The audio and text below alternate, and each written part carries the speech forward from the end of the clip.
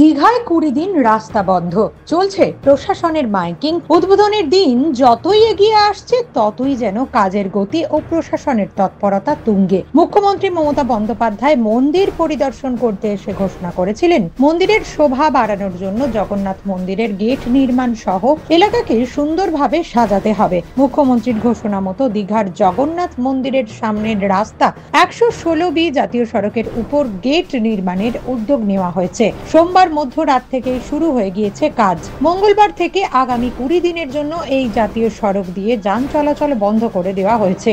Old Digha বা new Digha যাওয়া আসা করলে বাইপাসের রাস্তা ধরার অথবা স্টেশন থেকে ভোগীবম্ভ রাস্তা দিয়ে আসার নির্দেশ দেওয়া হয়েছে। পর্যটকদের কাছে এক প্রিয় জায়গা দীঘা।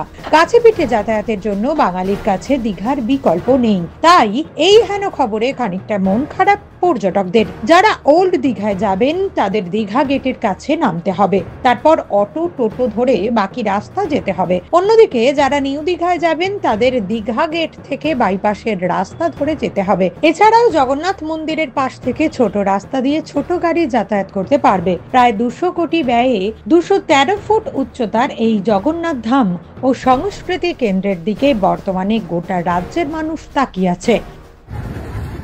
দীঘা থানা, দীঘা ট্রাফিক, দীঘা শঙ্করপুর ডেভেলপমেন্ট অথরিটির পক্ষ থেকে সমস্ত যানবাহন চালকদের উদ্দেশ্যে জানানো যায় যে দীঘা জগন্নাথ মন্দিরের সামনে চৈতন্য দুয়ারের কাজের কারণে দীঘা স্টেশন হইতে ওল্ড দীঘা পর্যন্ত দীঘা জগন্নাথ মন্দিরের সামনে দিয়ে সমস্ত প্রকার যান চলাচল নিষিদ্ধ। আদেশ অনুসারে সম্মানীয় জেলা শাসক, পূর্ব মেদিনীপুর। নিউজ আজ বাংলা, দীঘা। নিঃসন্তান হওয়ার কারণ স্বামী বা স্ত্রী যে কেউ হতে পারেন।